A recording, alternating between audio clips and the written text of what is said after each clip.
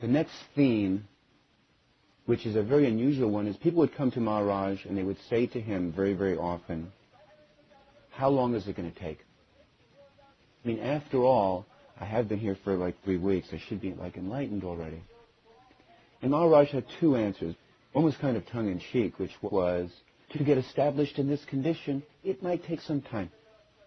But hang on to your beingness only, the I am. But the other answer he gave to that was, quote, you will get maturity quickly if you stay in your nothingness. So what I'd like you to do again is to allow your eyes to close.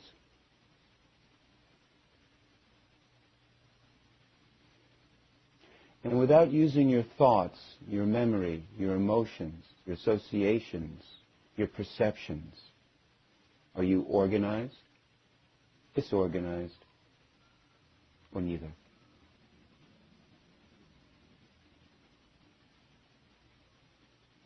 If you do not use your thoughts, your memory, your emotions, your associations, your perceptions, are you isolated? Not isolated, or neither? If you do not use your thoughts, memory, emotions, associations, your perceptions, what does isolated or not isolated even mean?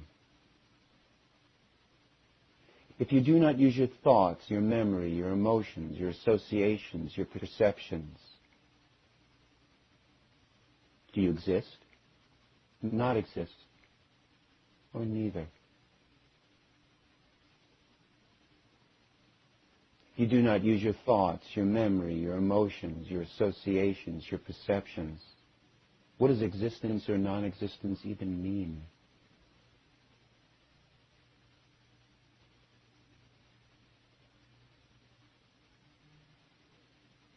Notice the no-state state of non-verbal I am, without thoughts, memory, emotions, associations, or perceptions.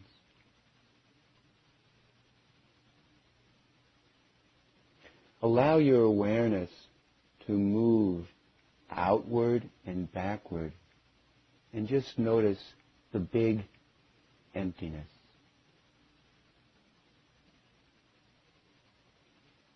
Notice how the emptiness appears to go on forever.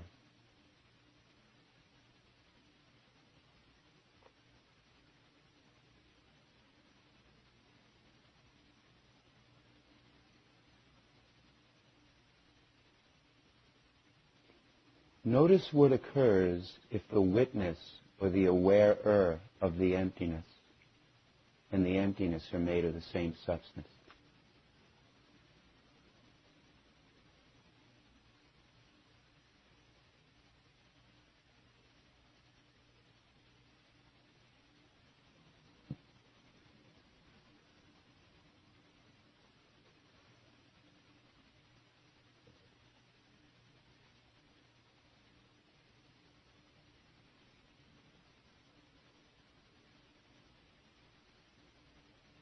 So, in a moment, I'll just ask you to open your eyes, noticing the emptiness, the no-state state. Notice that in the no-state state, there's no frames of reference, no references to frame.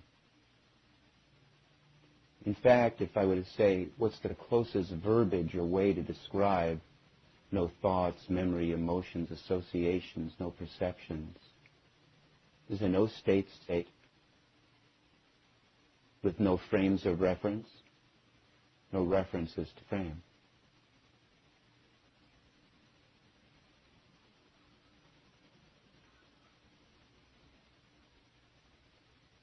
So as Maharaj said, you will get maturity quickly if you stay in your nothingness.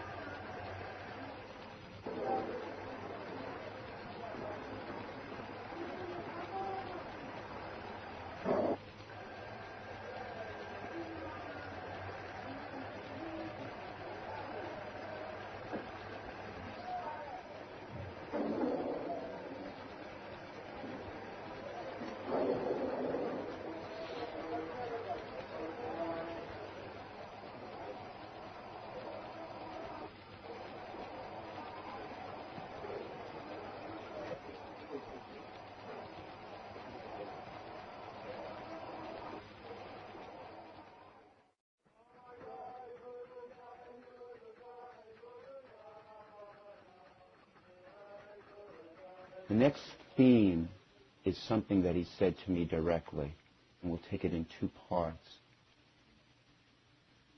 The theme is fluids come together and the I am appears. Now when Maharaj said fluids come together and the I am appears, I didn't know at the time, back in about 1979, 1980, I didn't realize that he was giving a sutra, a one-sentence statement that described in detail it describes all of neuroscience, brain science, since about the early 1930s. He did that in one sentence. What does that statement mean? Fluids come together and the I am appears.